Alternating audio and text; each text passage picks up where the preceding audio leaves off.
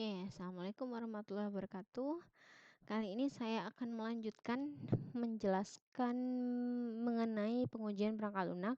Jadi kemarin sudah dijelaskan ya pengujian itu ada apa aja gitu. Nah, kita masuk ke dalam teknik pengujian dan strategi pengujiannya. Bagaimana teknik pengujian? Jadi ada dua macam, dua teknik. Yang pertama ada black box sama white box, itu paling sering dipakai ya. Yang pertama kita masuk ke dalam black box dulu. Pengujian black box digunakan untuk menguji fungsi-fungsi khusus dari perangkat lunak yang dirancang.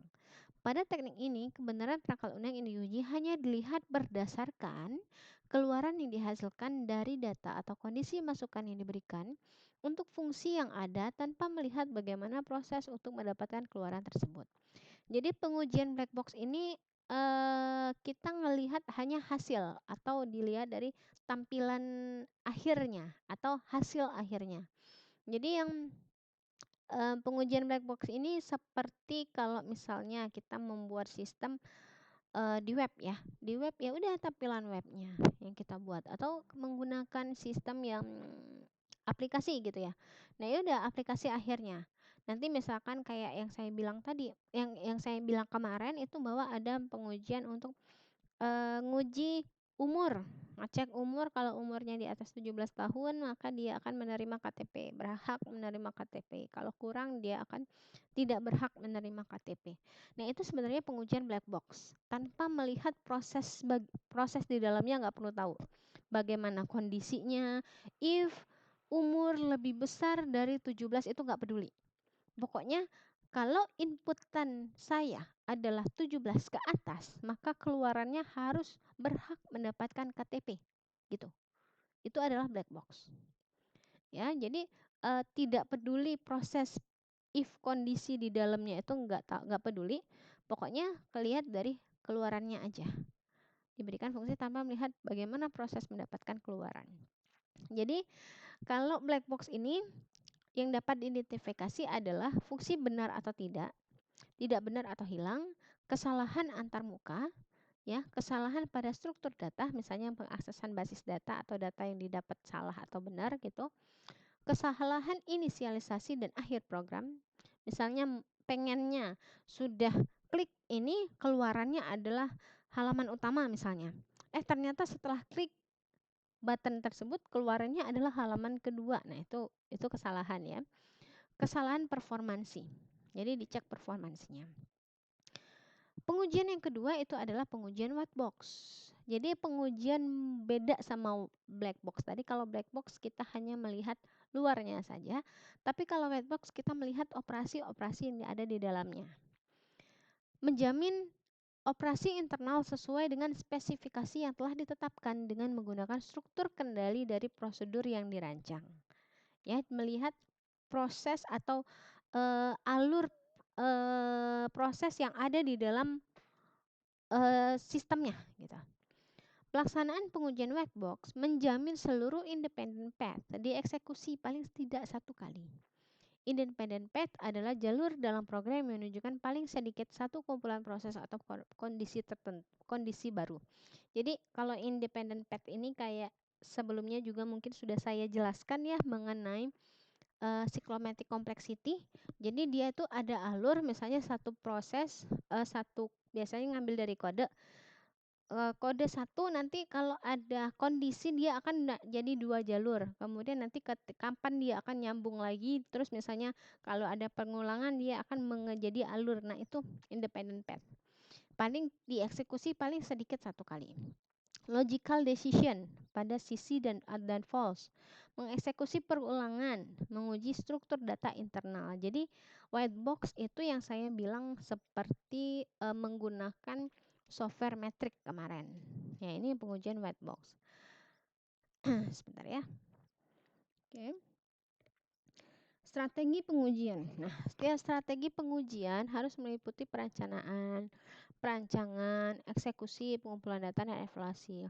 Jadi, untuk pengujian itu ada beberapa strategi, ada pengujian unit program. Jadi yang kemarin sudah saya jelaskan juga, ada yang unit terkecil atau yang disebut dengan unit testing ya, dari suatu modul melaksanakan driver atau stub. Jadi ya untuk pengujian unit ini ada 2 macam juga.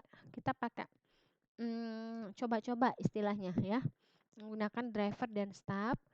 Integrasi, fokus pada interfacing, top down atau bottom up. Jadi ada, tekniknya lagi untuk pengujian integrasi, ada top down atau bottom up. Kemudian validasi, dimulai jika pada tahap integrasi tidak ditemukan kesalahan. Jadi, diharapkan kalau yang ini aman, ya validasi nggak akan dilaksanakan. Tidak, dimulai jika kalau misalnya ini nggak ada kesalahan, maka baru dicek menggunakan validasi, seperti itu. Nah, ada pengujian sistem. Jadi ada pengujian sistem, beberapa pengujian ini selain yang unit, integrasi, sama validasi tadi, ada yang recovery, security, stress testing. Jadi pengujian dilakukan di mana sistem diusahakan untuk gagal, kemudian diuji normalisasinya. Jadi, sistem itu memang dicek untuk salah, dipaksa untuk salah gitu. Kemudian ada security testing untuk menguji mekanisme proteksi. Misalnya ada, sistem-sistem yang membutuhkan proteksi lebih ya. Ini perlu yang namanya security testing. Ada yang stress testing. Pengujian dirancang untuk menghadapkan suatu perangkat lunak kepada situasi yang tidak normal. Maksudnya apa yang tidak normal? Yang kemungkinan apa ya? Yang contohnya gini, saya kasih contoh. Stress testing itu misalkan kayak server Google. Server Google itu, salah satu testingnya itu menggunakan stress testing. Jadi gini, server tersebut kalau misalkan orang bisa nggak, orang dalam 1 detik itu dia melakukan, apa ya, menerima request dari 1.000 user, atau 2.000 user, atau 3.000 user, atau 10.000 user. Itu dicoba untuk stres si servernya itu, gitu. Atau misalkan, sistem yang otomatis, ini ya, pesawat otomatis gitu, itu dicoba dalam kondisi masukin ke dalam, api gitu, dimasukkan ke dalam air, itu kondisi situasi yang nggak normal. Kalau normal kan ya dia di daratan gitu ya. Dimasukkan ke dalam api, apa yang terjadi? Dimasukkan ke dalam air, apa yang terjadi? Gitu. Itu dibuat stress testing. Memang, ada kalau misalnya kalau sistem kita yang hanya web, hanya ya sekedar apa ya, offline kayak gitu, ya stress testing mungkin nggak diperlukan gitu ya. Tapi memang ini nggak seharusnya selalu dipakai, tapi memang hanya disesuaikan dengan, kasus-kasus tertentu saja untuk testing seperti ini. Tapi sebenarnya banyak testing-testing yang lain, misalnya ada alpha testing, beta testing, nanti baru release testing gitu. Kalau misalkan kalian mungkin pernah mobile, misalnya kalian buka di Google Store, Play Store, sorry ya, Play Store, ada software yang menyebutkan atau perangkat lunak yang menyebutkan bahwa ujungnya ada beta version. Nah, itu masih dalam tahap testing.